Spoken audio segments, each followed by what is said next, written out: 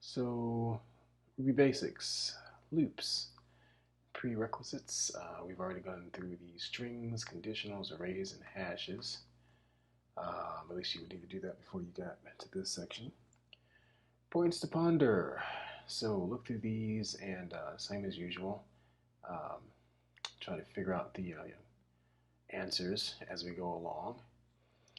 So while executes code, according to what? Like, what's the answer that goes here? What condition is true? And until executes code, until some other condition is true. So what is that condition? And what did Matz say about begin ... end? Oh yeah, actually that's a little typo. Excuse me there. Not Maz, but Matz.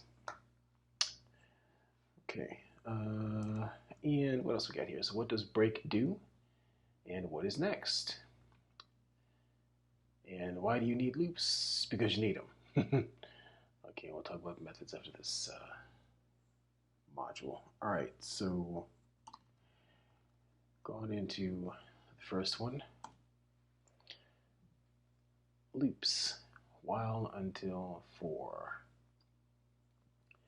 So while loops are separated from code by the reserved word do, and you can see this here, while, do, end. And you notice we've got some business happening here, right? We've got some sort of condition. While loops are associated with a condition. And here we're saying,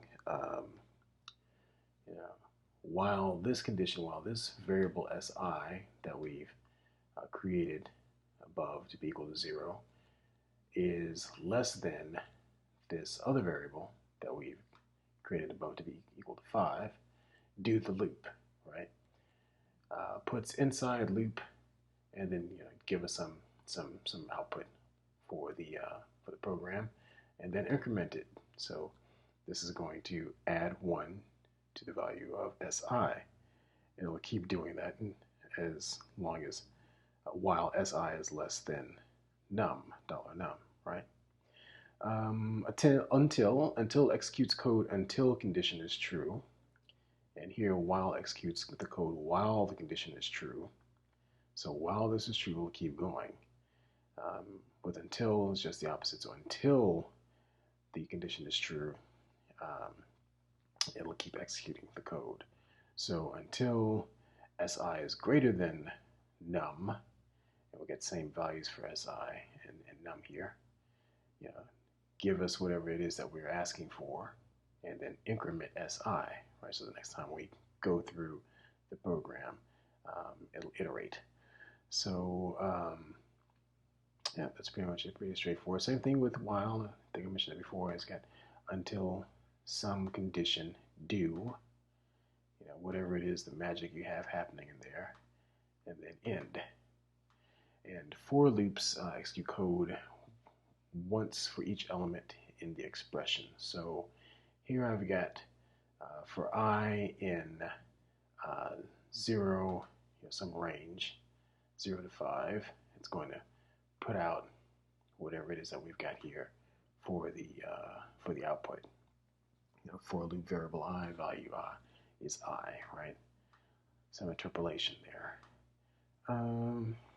So yeah, so that's pretty basic for the while, until, and for loops.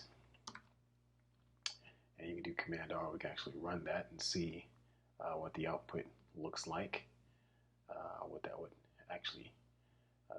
would actually take place for each of these different loops. We got the inside the while loop, right? Inside the while loop, and inside the until loop.